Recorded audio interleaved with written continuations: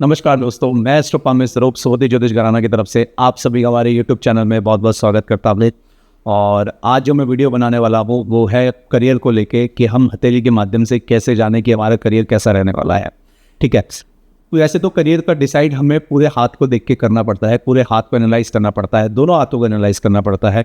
उसमें हमें माउंट्स भी देखने पड़ते हैं, उसमें हमें रेखाएं भी देखनी पड़ती हैं, उसमें हमें किस तक का हाथ है वो चेक करना पड़ता है, फिंगर्स देखनी पड़ती है, नील्स देखने पड़ते हैं, वो सब सारी चीज़ें होती हैं जो हमें देखना ज़रूरी होता है। बट जो आज मैं बताने वाला हूँ कुछ ऐसे साइन बताने वाला हूँ जिनसे आप अपने हाथ में चेक करेंगे तो वो कहीं ना कहीं आप उस फील्ड के अंदर जाएंगे या वो चीज़ चुनेंगे तो आपके लिए फ़ायदेमंद रहने वाला है। तो वीडियो शुरू करते हैं। वीडियो शुरू करने से पहले अगर आपने हमारे चैनल को सब्सक्राइब नहीं किया तो प्लीज़ सब्सक्राइब कर लीजिए, बेल आइकन दबाना ना भूलिएगा। और जो भी आप लोगों के मन में क्वेश्चन होते हैं पामिस्ट्री से रिलेटेड, एस्ट्रोलॉजी से रिलेटेड, तो प्लीज़ आप हमारे कमेंट बॉक्स में डालिए, हम आपके क्वेश्चन का जवाब ज़रूर देंगे। तो चलिए शुरुआत करते हैं। इसमें हमें सबसे पहले तो भाग्य रेखा को देखना ज़रूरी है, क्योंकि भाग्य रेखा ही हमारे आजीविका के बारे में बताती है, हमारे फाइनेंस के बारे में बताती है। अगर किसी की भाग्य रेखा बिल्कुल नीचे से शुरू होकर इस तरीके से, हम नीचे से शुरू होकर अगर ये पूरी आपके शनि वाम तक पहुंच रही है तो ऐसे लोग जो होते हैं वो शुरू से ही कमाने में लग जाते हैं। मतलब ऐसे लोग होश संभालते ही अपने करियर में लग जाते हैं, चाहे वो किसी भी तरीके से पैसा कमाएं, उन्हें पैसा कमाने से मतलब होता है। तो जिन लोगों की बीच में से रेखा शुरू होती है भाग्य रेखा, तो वो कहीं ना कहीं ये दर्शाता है कि ऐसे लोग शुरू से बचपन से ही पैसे कमाने लग जाते हैं। इन लोगों का इंटरेस्ट भी होता है जॉब करने में, चाहे जल्दी से पैसा कमाने में इन लोगों का इंटरेस्ट होता है।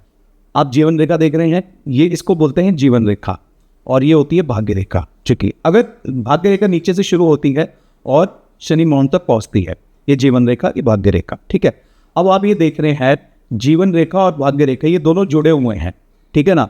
और ये इन भाग्य रेखा का अलग होने का समय ये आता है तकरीबन 34 के बाद निकलता है। तो ये टाइम पीरियड जो होता है व्यक्ति का खुद इंडिपेंडेंट अपने बलबूते पे चीज़ें करता है, चाहे वो व्यापार हो चाहे वो जॉब हो। ये दर्शाता है कि व्यक्ति अपने बलबूते पे धन कमाता है, और जब तक ये टाइम पीरियड जो होता है वो परिवार के अंडर में रहता है। अगर किसी की 2 भाग्य रेखा है तो 2 इनकम की सोर्स दिखाएगी। अगर किसी की मस्तिष्क रेखा 2 होगी तो वो भी कहीं ना कहीं 2 इनकम के साधन दिखाती है। तो एक ये चीज़ आप पॉइंट समझ रहे हैं अच्छे से। फिर मैं बताने वाला हूँ आप लोगों को, अगर किसी की मस्तिष्क रेखा दोनों हाथों में, ये हृदय रेखा हो गई, ये मस्तिष्क रेखा हो गई, और ये जीवन रेखा हो गई, ठीक है। इन तीनों रेखाओं के बीच वाली को हम मस्तिष्क रेखा बोलते हैं। ये मस्तिष्क रेखा आप अपने हाथ में चेक करिए, दोनों हाथों में चेक करिए। अगर ये सेम है, मतलब लेफ्ट हैंड में देखिए, राइट हैंड में देखिए, अगर ये दोनों रेखाएं सेम है मस्तिष्क रेखा आपकी, ठीक है। सेम का मतलब है कि ऐसे लोग जो फैमिली में काम चलता आ रहा है, चाहे वो पिताजी करते हो या दादाजी करते हो, चाहे वो जॉब हो या बिजनेस हो या कोई भी इंडस्ट्री हो, जो भी चला रहे होते हैं, ऐसे लोग भी वही चीज़ अपनाते हैं और उसमें उनको लाभ भी मिलता है। किसी की जीवन रेखा और मस्तिष्क रेखा ये थोड़ा सा छूकर, ये देख रहे हैं स्टार्टिंग में ही थोड़ा सा मस्तिष्क रेखा जीवन रेखा को स्पर्श करते हुए सीधा रक्षात्मक मंगल की तरफ पहुंच गई है। तो ये दिखाता है अगर किसी की मस्तिष्क रेखा सीधा रक्षात्मक मंगल के पास पहुंच गई है तो वो व्यक्ति जो होता है अपने काम में एक तरीके से पूर्ण होता है।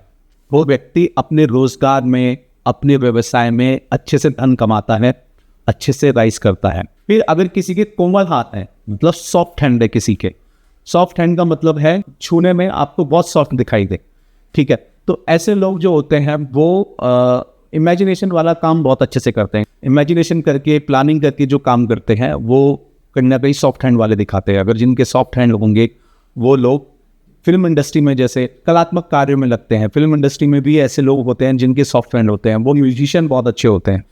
फिकर, किसी के ये जो बीच वाला नोट्स होते हैं इनको हम गांठें बोलते हैं।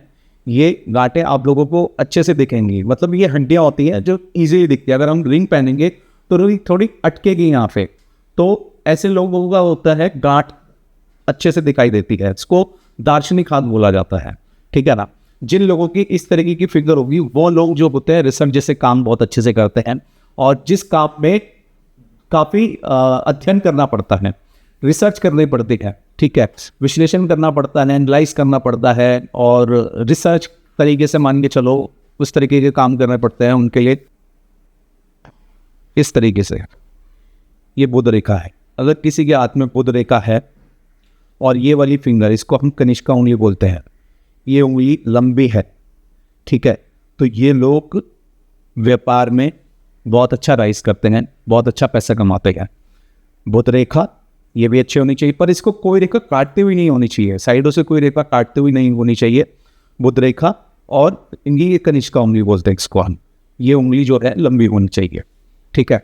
जिन लोगों के शनि माउंट पर, मतलब शनि माउंट पर त्रिकोण आ जाए, इस तरीके का कोई ट्रायंगल बन जाए शनि माउंट पे, तो ये लोग जो होते हैं एक तरीके से आध्यात्मिक काम बहुत अच्छे से करते हैं, स्पिरिचुअल काम बहुत करते हैं, जैसे गुप्त विद्याएं हो गई, ठीक है ना, और पामिस्ट्री जैसे, ज्योतिष जैसे सब्जेक्ट हो गए, ठीक है, मंत्र जैसे, साधना जैसी चीज़ें हो गई, और योग, ऐसे काम जो होते हैं ये इनके लिए बहुत फ़ायदेमंद होता है। अगर इस फील्ड में जाएंगे तो अच्छा रहेगा। बट साथ साथ हमें सूर्य रेखा को भी देखना इम्पोर्टेंट है।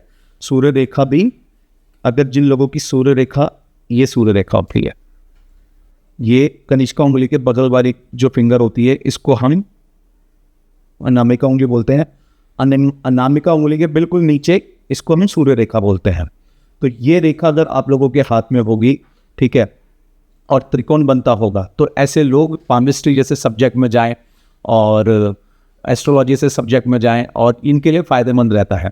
ये त्रिकोण अगर आपकी इस छोटी वाली फिंगर के माउंट के बिल्कुल नीचे आ जाए इस तरीके से, तो ये माउंट ये चीज़ दिखाता है ऐसे लोग जो होते हैं राजनीति में सफलता मिलती है इन लोगों को। ये एक अच्छे वक्ता होते हैं, तो इन लोगों को राजनीति में जाना ज़रूरी होता है, मतलब ज़रूरी इन द सेंस जा सकते हैं, इनके लिए फ़ायदेमंद रहेगा। अगर ये त्रिकोण आप लोगों के गुरु माउंट में बनता तो ये लोग भी राजनीति के अंदर जा सकते हैं।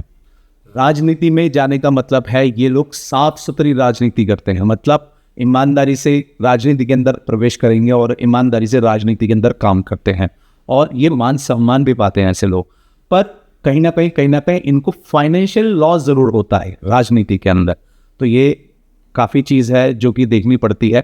फाइनेंशियल लॉस के लिए हम इसमें कुछ रेमेडीज़ हैं जो हम बताते हैं, वो करना पड़ेगा इन लोग को, ठीक है।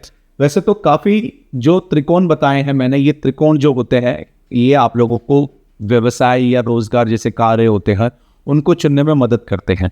वैसे अगर आप लोग अपने व्यवसाय के बारे में जानना चाहते हैं, अपने प्रोफेशन के बारे में जानना चाहते हैं, ये क्या करेंगे आने वाले टाइम में, वो सब जानना चाहते हैं, तो आप मेरे से संपर्क कर सकते हैं। धन्यवाद।